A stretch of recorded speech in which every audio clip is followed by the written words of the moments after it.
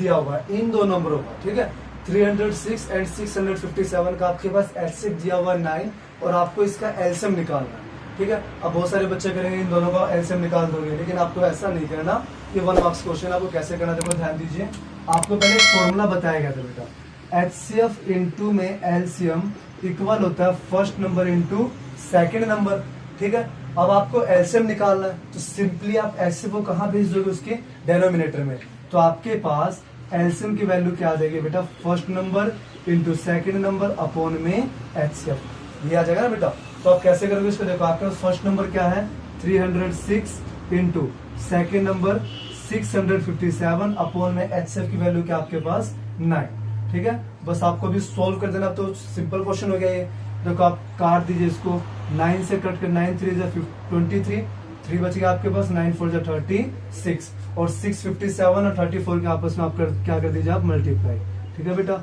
आप मल्टीप्लाई कैसे करोगे, देखिए 657 की 34 से मल्टीप्लाई, 7 4 जा 28 होता है बेटा, 22 का 2 और आपके पास 26 21 17 19, तो आपके पास ये आ गया बेटा 22338, ठीक है बेटा। अब बेटा कैलकुलेशन आप चेक भी कर, मैं थोड़ा स्पीड से करूँ, तब कैलकुलेशन जरूर चेक करना, अदरवाइज सवाल का तरीका बेटा यही है, ओके। तो ये आपके पास क्वेश्चन नंबर 4, आई होप आप सभी को समझ में आ गया होगा, ठीक है बेटा। तो अब क्वेश्चन नंबर 5 पे चलते हैं।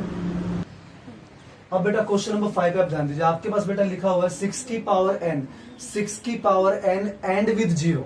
आपसे ये पूछा गया है कि 6 की पावर n का जो आंसर आएगा वो कभी ना कभी 0 आएगा, और आपको बताना भी है कि क्या ये कभी 0 पे खत्म होगा या फिर नहीं होगा। तो देखो सिंपल सी बात है बेटा, 0 बनाने के लिए आपके पास क्या होना चाहिए, 10 होना चाहिए। 10 का फैक्टर क्या क्या होता है आपके पास, 2 इंटू 5 होता है। मिस किसी भी नंबर को 0 बनाने के लिए आपके पास 2 और 5 का होना बहुत जरूरी है उसके फैक्टर के रूप में। लेकिन आप अगर 6 का फैक्टर करते हो तो आपके पास 6 का फैक्टर क्या आएगा बेटा, 2 इंटू 3। तो बस आपको ऐसे लिख देना थोड़ा सा कि 6 की power n has not 5 as it common factor,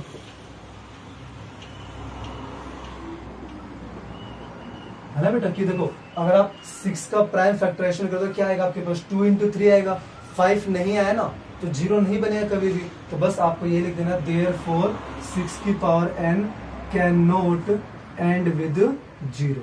I hope आप सभी को समझ में आ गया होगा, ठीक है बेटा। तो बहुत ही आसान सा क्वेश्चन था ये, थैंक यू बेटा। अब बेटा क्वेश्चन नंबर 6 पे आप ध्यान दीजिएगा, आपके पास क्वेश्चन नंबर 6 में क्या दे रखा है आपके पास, 7 इंटू 11 इंटू 13 प्लस 13, ठीक है। आपको ये बताना है कि इसके कंपोजिट फैक्टर होंगे। तो बेटा कंपोजिट फैक्टर क्या होता है, सबसे पहले आप समझिए प्राइम नंबर। प्राइम नंबर एक ऐसा नंबर जिसके सिर्फ और सिर्फ 2 फैक्टर्स होते हैं, एक तो 1 होता है और एक वो नंबर खुद हो जाता है, ठीक है। तो कंपोजिट का मतलब वो होता है वो नंबर जिसके 2 से ज्यादा फैक्टर हो जाए, चाहे 3 ही हो जाए तो भी वो क्या कहलाएगा आपके पास, कंपोजिट कहलाएगा। तो इसको आपको ये बताना है कि इस क्वेश्चन के 2 से ज्यादा फैक्टर्स होंगे। चलो बेटा इसको सोल्व करते हैं। देखिए आपके पास कॉमन क्या है, 13 कॉमन है। ऐसे क्वेश्चन जब भी आपके पास आएगा उसमें हमेशा कोई ना कोई नंबर आपके पास कॉमन जरूर होगा, तो आप उस कॉमन को बाहर निकाल लीजिए।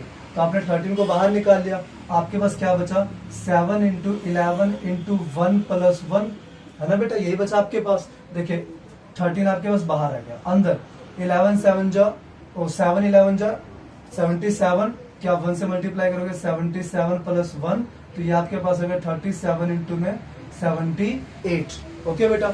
और 78 को देखो आप बहुत सारी लैंग्वेज में आप कुछ भी लिख सकते हो 78 को, जैसे आप इसको ऐसे भी लिख सकते हो 13 इंटू 6, है ना, 13 6 78।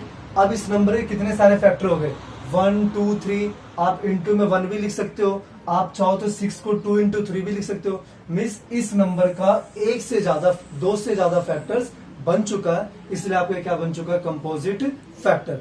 आई होप आप सभी को समझ में आ गया होगा, ठीक है। अब नेक्स्ट पार्ट पे ध्यान दीजिए, इसमें बेटा आपके पास देखो 7 6 5 4 3 2 इंटू 1 प्लस 5। मैंने आपको कहा था कि ऐसे क्वेश्चन जब भी आएंगे आपके पास जरूर एक नंबर 2 बार होगा, कॉमन होगा।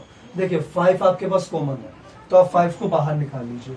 तो आपके पास क्या आ गया, 7 into 6 into 1 into 4 into 3 into 2 into 1 plus 1, है ना बेटा। 5 की जगह भी क्या आ गया आपके पास 1 आ गया।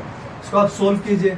5 देखिए 6 कि आप 7 से मल्टीप्लाई करोगे 42, 4 3 जा 12, 12 2 जा 24, तो आप यहाँ आपके पास 24 प्लस 1, ठीक है। इसको आप थोड़ा और सोल्व कर दीजिए। 5 इन दोनों की मल्टीप्लाई कर दीजिए बेटा, आपके पास आएगा 1008 प्लस 1, तो आपके पास आ गया 5 इंटू 1009।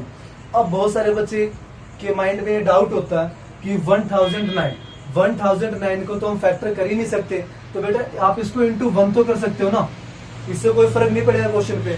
अब इस सवाल के मोर देन 2 फैक्टर्स हो गए ना, 1 2 and 3, therefore it is also composite factor. अब बेटा आपके सामने क्वेश्चन नंबर 7 है। मैंने बेटा स्टेटमेंट नहीं उतारा, आपको मैं सिमिलरली क्वेश्चन में समझा दूंगा। इसमें बेटा एक सोनिया नाम की लड़की और एक रवि नाम का लड़का, वो क्या करते हैं, वो ना एक सर्कुलर ट्रैक है, ठीक है बेटा। मान लीजिए कि सोनिया इधर से ऐसे रनिंग स्टार्ट करती है और आपके पास रवि भी ऐसे रनिंग स्टार्ट करता है, ठीक है। मींस दोनों पहले एक ही डायरेक्शन में दौड़ रहे हैं और यहाँ पे रेस खत्म करते हैं। तो बेटा सोनिया 18 मिनट में एक चक्कर कंप्लीट कर देती है और इसी तरह रवि बेटा 12 मिनट में एक चक्कर को कंप्लीट कर देता है। तो क्वेश्चन ने आपसे ये पूछा है कि अगर दोनों को अपोजिट डायरेक्शन में भगाया जाए, मीन्स अगर रवि इधर भाग रहा है तो सोनिया को बेटा इधर भगाओ। आ रही बात समझ में? तो आपको ये बताना है कितने देर में दोनों के दोनों आपस में क्या कर जाएंगे, मिल जाएंगे।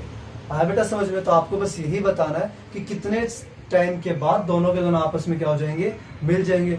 अब देखो बेटा, जब सोनिया भागेगी वो भी अपना बेस्ट देगी, रवि भागेगा वो भी अपना बेस्ट देगा, तो क्या होगा, कम से कम टाइम आपको बताना है जिसमें दोनों आपस में क्या हो जाएंगे, मिल जाएंगे।